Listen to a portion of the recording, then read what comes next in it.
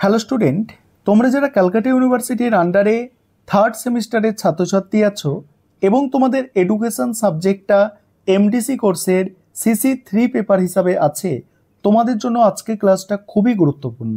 আজকের ক্লাসে তোমাদের 100% কমনযোগ্য লাস্ট মিনিট সাজেশন নিয়ে আলোচনা করব। তোমরা যে সিলেবাসে পরীক্ষা দিচ্ছ অর্থাৎ গাইডেন্স অ্যান্ড কাউন্সিলিং, এই সিলেবাসে কিন্তু অনার্সের স্টুডেন্টরা DSCC3 পেপারে থার্ড সেমিস্টারে অলরেডি পরীক্ষা দিয়ে দিয়েছে। তাদের কোন প্রশ্নগুলো এসেছে তোমাদের দেখাবো এবং তোমাদের জন্য কোন প্রশ্নগুলো অধিক গুরুত্বপূর্ণ সেটা নিয়ে আলোচনা করব। প্রথমে তোমরা অনার্সের কোয়েশ্চেন পেপারটা দেখো, অর্থাৎ অনার্সের এডুকেশন অনার্সের এই গাইডেন্স এবং কাউন্সিলিং যে পেপারটা থাকে বা আছে, সেই পেপারে কি প্রশ্ন এসেছে দেখো এবং তারপরে তোমাদের জন্য আমি গুরুত্বপূর্ণ প্রশ্নগুলো নিয়ে আলোচনা করব। এবারে তোমরা অনার্সের কোয়েশ্চেন পেপারটা দেখে নাও। এই গাইডেন্স অ্যান্ড কাউন্সিলিং সিলেবাসের ওপরে অনার্সের কোন প্রশ্নগুলো পরীক্ষায় এসেছে প্রথমে দেখে নাও তোমরা, তারপর তোমাদের সাজেশনটা নিয়ে আমি আলোচনা করব। 10 নম্বরের 3টে প্রশ্ন লিখতে হয়। তোমাদের পাস কোর্স অর্থাৎ এমডিসি কোর্সেও 10 নম্বরের 3টে প্রশ্ন থাকে। এখানে 10 নম্বরের যে প্রশ্নগুলো এসেছে তোমরা দেখো একটু। প্রথম প্রশ্ন, নির্দেশনা কথাটির অর্থ লেখো, অর্থাৎ নির্দেশনা কাকে বলে, তার সঙ্গে নির্দেশনার কাজগুলি উল্লেখ করো। পরের প্রশ্ন, শিক্ষার বিভিন্ন স্তরে শিক্ষামূলক নির্দেশনার কাজগুলি লেখো। পরের প্রশ্ন, পরামর্শ দান বলতে কি বোঝো, শিক্ষার্থীর জীবনে পরামর্শ দানের গুরুত্ব আলোচনা করো। নেক্সট, বৃত্তিমূলক নির্দেশনা বলতে কি বোঝো, এর গুরুত্ব আলোচনা করো। এবারে 5 নম্বরের প্রশ্ন। 5 নম্বরের প্রশ্ন 5টা অ্যান্সার করতে হয়, তোমাদেরও 5টা অ্যান্সার করতে হবে, অর্থাৎ এমডিসি কোর্সের যারা তোমরা স্টুডেন্ট আছো তোমাদেরও 5টা অ্যান্সার করতে হয়।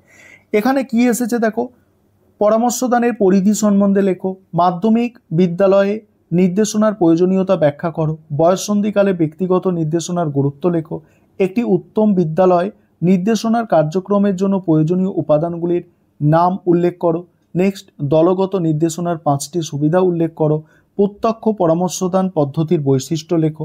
এবারে এগুলো 2 নম্বরের প্রশ্ন। 2 নম্বরের প্রশ্ন যেগুলো এসেছে তোমরা দেখে নাও, আর তোমরা যারা ইংলিশ ভার্সনের স্টুডেন্ট আছো তোমরাও কোয়েশ্চেন পেপারটা একটু দেখো।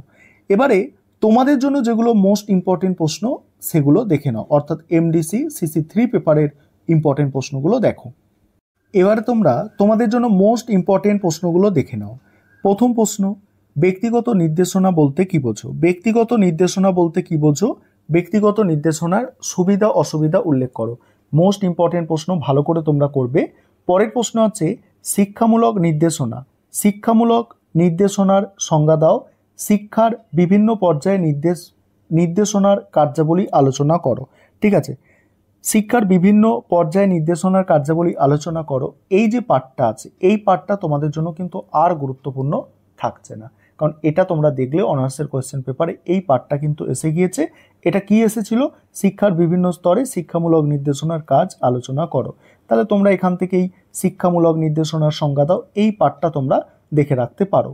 পরের প্রশ্ন হচ্ছে পরামর্শ দানের সংজ্ঞা। পরামর্শ দানের সংজ্ঞা এবং পরামর্শ দানের পরিধি সংক্ষেপে আলোচনা করো। এখানে বলে রাখি, এই পরামর্শ দানের সংজ্ঞা অর্থাৎ পরামর্শ দান বলতে কি বোঝায়, এটা কিন্তু এসে গিয়েছে অনার্সে। তোমরা এই পরামর্শ দানের পরিধিটা করবে, ঠিক আছে, এটা অনার্সে এসে গিয়েছে, এটা করার দরকার নেই। পরের প্রশ্ন, যেসব মৌলিক তথ্যের ভিত্তিতে নির্দেশনার কাজ পরিচালিত হয় সেগুলি সংক্ষেপে আলোচনা করো। এটা তোমাদের জন্য হচ্ছে মোস্ট ইম্পর্টেন্ট প্রশ্ন। পরের প্রশ্ন, নির্দেশনার সংজ্ঞা, নির্দেশনার কার্যাবলী আলোচনা করো।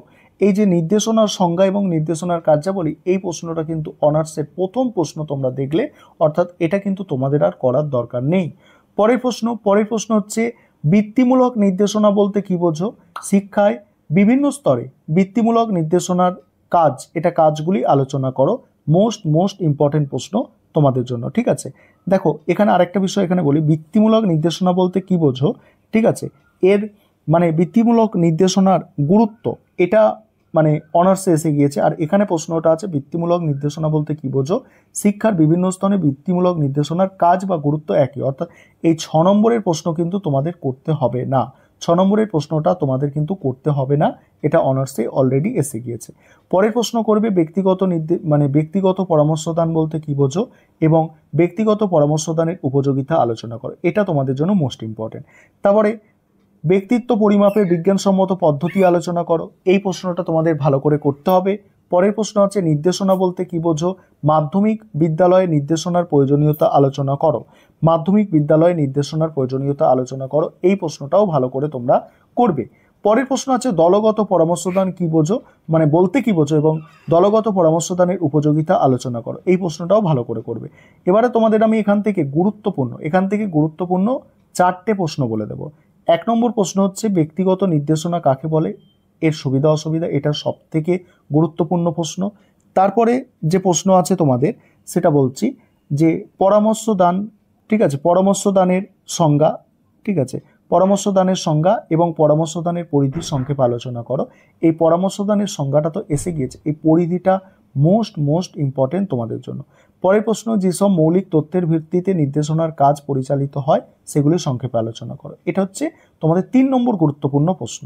তারপরে প্রশ্ন বলছি, তারপরের প্রশ্ন আছে দেখো এই বৃত্তিমূলক যেটা আছে এটা তোমরা কিন্তু ভালো করে করবে এবং তারপরে তোমরা বাকিগুলো একটু দেখে নেবে, অর্থাৎ অনার্সে যে প্রশ্নগুলো এসেছে সেই প্রশ্নগুলো বাদ দিয়ে এখান থেকে তোমাদের করতে হবে।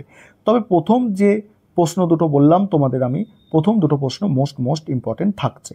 এবার 5 নম্বরের প্রশ্ন দেখে নাও। 5 নম্বরের প্রশ্ন যেগুলো করবে নির্দেশনার কার্যাবলী উল্লেখ করো। নির্দেশনার কার্যাবলী এটা ভালো করে করবে।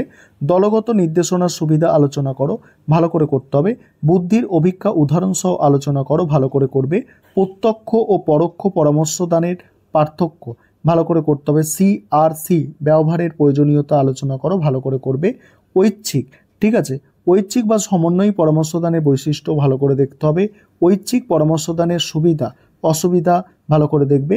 ব্যক্তিগত নির্দেশনার মানে অসুবিধা এটা এসেছিল যে ব্যক্তিগত পরামর্শদান এসেছিল, ব্যক্তিগত নির্দেশনার অসুবিধা আসেনি, অর্থাৎ এই প্রথম 8টা প্রশ্ন 5 নম্বরের তোমাদের মোস্ট ইম্পর্টেন্ট। তারপরে প্রশ্নগুলো আমি স্ক্রল করে যাচ্ছি, দেখে নাও।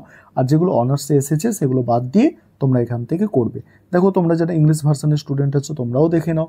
আর আমাদের 4th সেমিস্টারের নোটস কিন্তু রেডি হয়ে গিয়েছে, তোমরা যদি কেউ স্টাডি মেটেরিয়াল পারচেস করতে চাও অবশ্যই যোগাযোগ করে নেবে।